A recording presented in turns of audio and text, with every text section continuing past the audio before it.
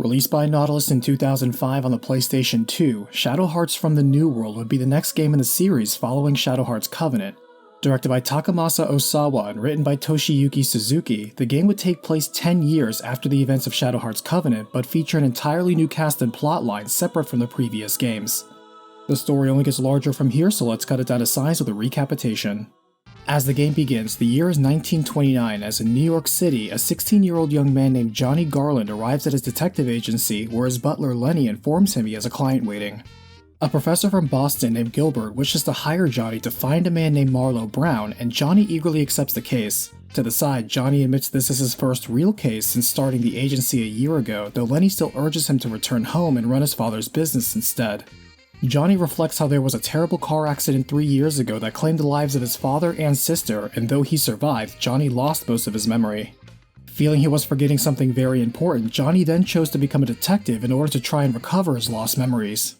Looking for leads on Marlowe, Johnny runs into a fabulous pair of merchants who just arrived from overseas as his search leads him to a hideout for thugs, forcing him to use his knife skills in self-defense. Johnny finds Marlowe, who actually recognizes Johnny and is suddenly fearful of something as a strange portal opens up behind Marlowe. A demon passes through, devours Marlowe in an instant, and begins to encroach upon a confused Johnny. At the same time, a mysterious Native American pair see the portal below as a girl dives down, transforms into a winged creature and crashes in, destroying the demon and saving Johnny. After the girl reverts to her normal form, Johnny passes out, but the girl notices red malice energy emanating from Johnny for some reason. Elsewhere, police are in pursuit of a red-haired man who clutches his wounds while trying to escape. He is approached by an emotionally blank young girl who passes by him and slaughters the police with waves of malice energy swung from her hand. Returning to the wounded man, she kisses him, confusing and infusing him with malice energy that heals him completely. The next day, the red-headed man tells the girl that people call him Killer, choosing to call her Lady as she silently agrees. Back with Johnny, the teenager wakes up at his office, carried there by his rescuers, who ask him if he's heard of malice and explain it's a red light formed from humanity's hate and anger. Over a decade ago during World War I, someone broke a seal, releasing 1,000 years of pent-up malice into the world. Besides increasing the insanity and brutality of people around the world, the increase of malice has spawned portals they call windows that allow monsters to pass through, like what Johnny just saw. The girl adds it's her job to use her powers to hunt down those invading monsters, introducing herself as Shania and her gun-toting bodyguard Nathan. Johnny observes a couple of reasons to let Shania join him for explaining to his client how Marlowe was killed as they travel to Arkham University and locate Gilbert's lab. Exploring, they are surprised to find monsters underneath the school being held in captivity as beyond a man named Frank Goldfinger is investigating the same threat. The group saves Frank, who claims to be an American ninja trained by a hidden Japanese school in the Brazilian jungle, and invites himself into a skeptical group as they both search for Gilbert. Working together, they find Gilbert, who admits he is the one who created the monsters and is unsurprised to hear about Marlowe's dismal fate. He opens a portal behind the group, catching them off guard, but reflexively, malice energy shoots out of Johnny's knife, forming a beam saber that swiftly kills the monster. Gilbert is surprised but pleased to see this, adding that it's not as strong as a certain girl's, as he leaves a monster to cover his escape. Frank says his ninja network can help them track Gilbert as Shania insists they visit the Grand Canyon urgently. Before they leave, Johnny is met by the ring spirit of the Judgment Ring, as when they arrive at the Grand Canyon, Shania explains her fusion ability comes from pacts she makes with the spirits and will make a new one now. As it turns out, Shania is also the daughter of her tribe's chief and is betrothed to the leader of a different tribe. As they travel to an earth shrine, Frank shows Johnny you can turn anything into a blade if you can swing it, and Nathan finds that hunting legendary UMAs like Bigfoot will improve his gun fu. Shania succeeds in her trial to bond with the spirit, gaining a new tattoo seal and fierce new form. Afterwards, Frank's ninja network informs him of where his master is in Chicago, telling the group they can lead them to Gilbert. As they arrive at a jazz club owned by Al Capone, Frank warns them the mafia runs things around here as Al Capone was recently arrested and gangs are vying for control. As it turns out, Frank's master is a giant talking cat named Mao running things, which Johnny is shocked to see, but Nathan points out it's hardly the strangest thing they've seen. Unfortunately, Mao doesn't know where Gilbert is now, but she does know where his maid research lab is, but in exchange for this information, demands the group break Al Capone out of Alcatraz prison. The group is forced to agree as Al Capone's little sister Edna enters, wishing to see her lover Ricardo, the club's star mariachi guitarist. Mao lets them watch one of Ricardo's shows, but afterwards Edna is kidnapped by the rival McManus mafia family who wish for her to join them and reveal they set up a hit on her brother in jail. Edna refuses to join McManus, and outraged, the mafia head shoots her and orders his men to get rid of her body. Capone himself is approached by a detective he knows, asking about Killer, saying he's here in Chicago after killing over 30 cops in New York, which worries Capone. Killer and Lady arrive to see Edna's body being disposed of, as Lady sees Edna still barely alive and kisses her, infusing her with malice too. Revived, Edna cuts down a thug with her new powers, but is now worried about her brother going to see him. As the group infiltrates the high-security prison, Mal reveals herself to be a master of unlocking, arriving just in time to save Capone herself from an assassin disguised as a prison guard using her drunken fist techniques. Suddenly, the alarm goes off as demons appear in the prison courtesy of Edna, opening several portals as she impatiently searches for Al. Though she is glad to find her brother, after one of the demons attacks the group, she suddenly disappears. Returning to Chicago, Mao decides to join the group, thinking Gilbert may be related to recent events after all, saying the professor's research lab was on a base in Roswell, New Mexico. As it turns out, Roger Bacon, alongside the little sister of the Valentine vampire siblings Hilda, had been captured following a failed prototype test flight to America in one of his jets, where they were then mistaken for being aliens and held in Area 51. Sneaking into the base, the group sees the self-proclaimed heroine Hilda doesn't really need that much help escaping with brute force once she adopts her large form, but still aids the party anyway. Roger follows along, but as they encounter strong secret weapons in the base, Hilda reveals she is a vampire, biting Johnny for some blood, and transforming into a magically adept thin form. Later, they learn Gilbert quit his job and went to investigate the Chichen Itza ruins in Mexico. Before leaving, Roger senses something about Johnny and suggests Hilda join them for their journey while he repairs his jet. As Lenny arranges a boat to Mexico for them, Johnny meets a professor named Lovecraft who takes a keen interest in archiving the unusual monsters the teenager continues to encounter and crafting even stranger things from them. In her spare time, Mal also helps her feline friends with their fringe films featuring familiar franchises. However, not long after the group leaves shore, they are captured in the Caribbean by the Lafitte pirates led by a little girl named Anne, but find the flimsy 8-foot-tall gate for their jail cell actually isn't that hard to get past. Shania senses an ocean spirit on this very island as along the way they cross a rotting shipwreck and save Anne from vengeful spirits. As thanks, Anne reveals her ancestors have been protectors of the water shrine, and after Shania bonds with the water spirit to gain a new form, Mao is told that Capone has suddenly left for Las Vegas. At the same time, Ricardo has learned McManus' men were the ones that kidnapped and killed Edna, traveling all the way to Las Vegas to take out the McManus gang personally in lovesick revenge. He is unaware that Edna has actually followed him here, wishing to prevent him from getting killed too, as Lady helps her. When the group arrives, Capone has already organized a force to rescue his sister, but Johnny offers to find her first before Capone starts open mob warfare. Despite putting up a good fight, Ricardo is captured, and for refusing to reveal anything about Capone is about to be killed before Mao saves him just in time too. The desperado is shocked to hear Edna is actually alive and joins the group in taking on the McManus Mafia, unleashing hidden guns and empowering melodies from within his guitar. The battle breaks out in the hotel hallways as they fight their way to McManus, only for Edna to blast her way in, revealing her supernatural powers. To Ricardo, she begs him to kill her before she loses control and turns into a monster, and Shania confirms she is contaminated by malice. Shania also spots Lady, recognizing her as Edna mutates into a demon and the group reluctantly puts her down. Edna thanks Ricardo before dying in his arms. Capone ends the McManus family once and for all, and Shania explains Lady gave Edna temporary life with malice energy. Later, Lady and Killer arrive in Chichen Itza and meet with Gilbert as Killer denies there is romance between them but is interested when Gilbert says Lady is not human but he can restore her humanity. Capone grieves for his sister, Ricardo grimly joins the group to avenge Edna, and the group travels to Chichen Itza as well after Lady uses a device in the ruins that fills her with even more malice. Gilbert affirms this as the key to restoring her humanity, mentioning there are 2 more sites of sealed malice nearby. The group catches up, and upon seeing Lady, Shania flies into a rage and attacks, only to easily be deflected by Killer. Gilbert tells Killer that like Edna, he can open a portal to another world with malice energy and bring forth a godlike entity. Killer doesn't think the creatures are gods, but is willing to do it to protect Lady as he creates a portal and calls through a massive demon that pushes the group to his limit. Before passing out, Johnny sees Lady kneel down close to Shania, but the next thing they know they are recovering in Capone's summer house, wondering why they weren't killed instead. They have no leads about Lady, Gilbert, or Killer, and so have taken to investigating large cities, arriving in Rio de Janeiro. They see a newspaper headline mentioning Killer and Lady and talk to the editor, who says unlike other awfully suspicious sightings in the US, this recent scoop was found near Machu Picchu. Shania is once again impatient to confront Lady without explaining why, as the group arrives at the ruins where Gilbert is waiting for them. However, he has no interest in answering their questions, instead opening a portal and allowing a horde of monsters to surround and stall the group. Shania leaves the group behind to continue her pursuit of Lady, witnessing her absorb another reservoir of malice. By the time the group catches up, Shania is already defeated as they quickly destroy the monster, but see Lady's team has already moved on. A frustrated Shania refuses to rest when the group is approached by a little girl named Loloma, whose grandmother knew they would be there and wishes to speak with them. Intrigued, they follow Loloma back to Moana village in the Marquesas Islands, while at the same time, Lady arrives at the lost ruins of Vilcabamba, contending with the natives guarding it. Johnny and the group are introduced to Loloma's grandmother and the village chief Okanagan, as it turns out this tribe is an arm of Shania's original tribe. Okanagan explains there are 3 ruins wherein great volumes of malice have been sealed away, and has detected someone has broken 2 of the 3 seals already.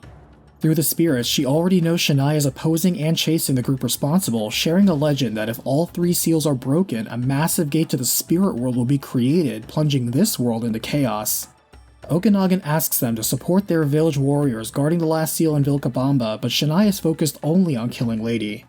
By the time the group arrives at the ruins, all of the guardian warriors have been killed, as Killer and Gilbert both stand in their way. They clash as the group emerges victorious, but are too late to stop the last seal from being broken and are forced to flee as the temple collapses around them. Outside, beams of malice shoot out from each of the 3 ruin sites, converging on a central point, wherein a massive portal opens up and a colossal flying temple descends. Lady, Gilbert, and Killer are transported inside, where the professor exclaims this structure is the gate, and observes how it seems to respond to Lady's actions. Back in Moana village, Okanagan denounces Shania's obsession with revenge and warns her that rushing to the gate now will only result in failure again. Instead, she tells them the gate may have appeared, but they have enough time before it opens to seal its power, revealing their ancestors built a contingency plan for such an event. A tower built entirely of sacred salt lies on Uyuni Lake to the south, containing an altar holding blue light of will capable of opposing the red light of malice. She tells them to release that seal, though warns them that just as too much malice energy will warp mankind, so too would too much will energy. Finally, the group needs 2 rings, kept by each of their tribes, though Okanagan senses an ominous shadow within Shania. As they seek out the nearest ring, Johnny asks Shania again about her quest for revenge, and Nathan explains that 3 years ago, Lady destroyed their village and left no survivors. With no warning or reason, Lady simply appeared and began slaughtering everyone as the chief ordered Nathan to flee with his daughter Shania and protect her as a bodyguard. After securing 1 ring, it turns out Shania's fiancé holds the other ring they need, as it serves as an engagement ring from a chief to his future wife. An anxious Johnny looks on as Shania accepts the ring as a tool to stop Lady, not as an acceptance of her marriage, as her fiancé understands and hopes she continues to think about it. Meanwhile, Gilbert tells Killer about the blue light in Uyuni Lake, and concerned, Killer leaves to destroy the tower, arriving just in time to catch the group about to undo the seal. He says he's tired of the group preventing Lady from fulfilling her wish and doesn't care if that wish is even to destroy the world. However, after Killer loses the fight, he sneak attacks Johnny right as they are about to set in the last ring, driving a knife into his heart. Johnny falls over dead immediately, but then red mouse energy shines out of his body, reviving him and rebuilding him into a stoic man that resembles Lady's attire and power. He easily knocks back Killer, but also beats down the rest of the party. Shania quickly releases the seal on the blue light, which not only stops the gate from opening, but also reverts Johnny back to normal, purging the red mouse energy from within him. In his own mind, Johnny dreams of being back in his old house 3 years ago, finding there was a secret underground lab beneath the mansion. There, Marlo Brown was holding back Roger Bacon, who was trying to stop Johnny's father, Graham, from using the emigre manuscript and resurrect his daughter, Grace. Unfortunately, this resulted in the creation of Lady, who broke out of her containment and killed Graham, and horrified, Johnny sees it also brought himself back to life. Waking up, Johnny thinks the dream was more like a memory and is determined to find out the truth by going back home. In the burned out remains of his childhood home, Johnny is surprised to find malice creatures and powerful magical wards, and learns there really was a hidden basement that still holds demonic creatures. Seeing a family photo, Johnny struggles to accept the fact that Lady is his sister Grace, and Lenny shares Grace's body was never found the night of the fire. Still in denial, Johnny seeks out Roger, who is there to verify the truth, while at the same time Lady saves Killer again. Meeting back with Roger, he is glad to see Lenny again, jokingly mentioning they first met when Lenny was an enemy who kidnapped and tortured him. Johnny details the memory that returned to him, and after a long pause, Roger begins his story by first telling Johnny he cannot actually be 16 because he was born in 1908, so he should be 21. Lenny confirms this, and Roger continues that 3 years ago, Graham and Marlowe performed the ceremony of emigre, as both Johnny and Grace had actually died 8 years ago. Marlowe was the one that suggested performing it, helping Graham steal the emigre manuscript from Roger, and the two spent 5 years studying and experimenting with it. Roger points out no one has ever successfully performed the resurrection ritual before, and he was amazed to arrive when the duo actually succeeded thanks to the sheer amount of malice within the mansion. Roger elaborates that malice is needed to form the body of the dead during the ceremony, and previous failures used blue will as part of the procedure, which often resulted in soulless husks or horrendous monsters. Marlowe and Graham accumulated a huge amount of malice from remains and the war, allowing the evil to reside in the mansion, and used nothing but pure malice to bring Johnny back to life.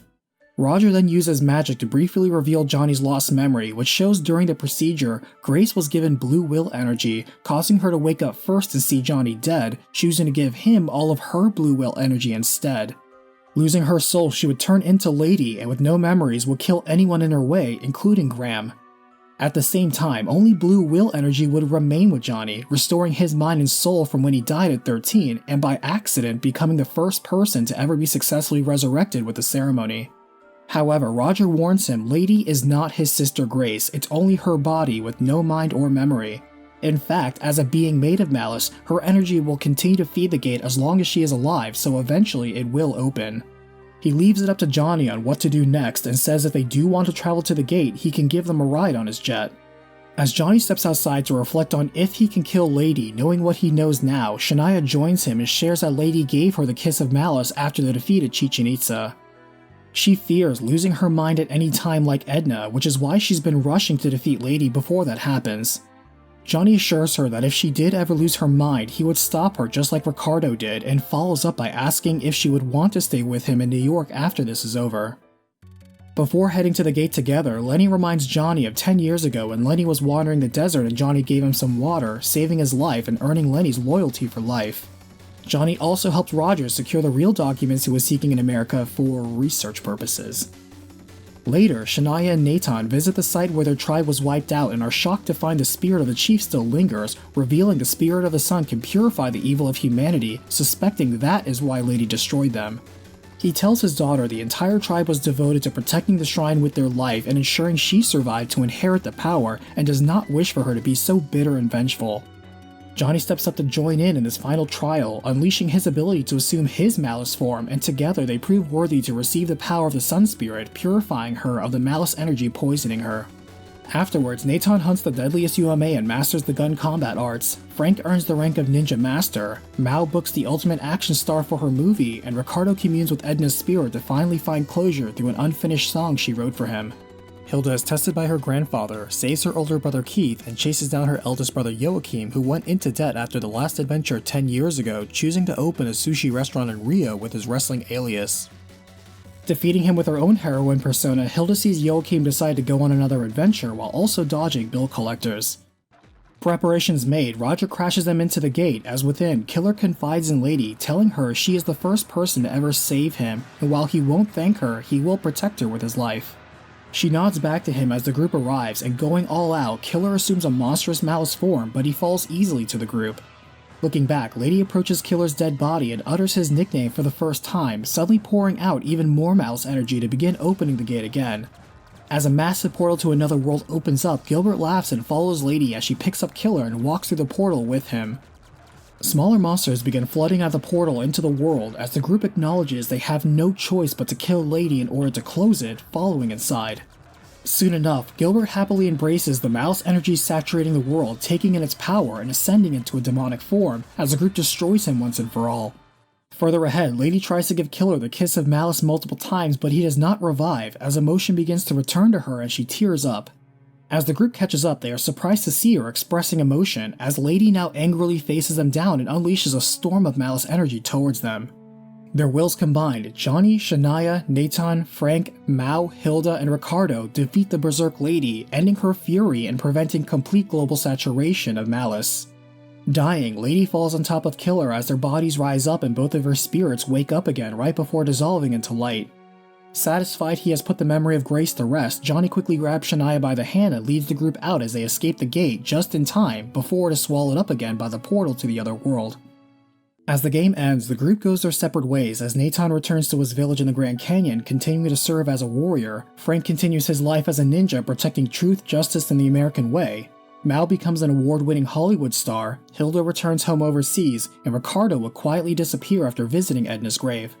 As the sun rises on a new day, Johnny returns to his life running a detective agency with Lenny, but this time with his new partner, Shania. Shadow Hearts from the New World has enjoyed the success of selling over 140,000 copies worldwide.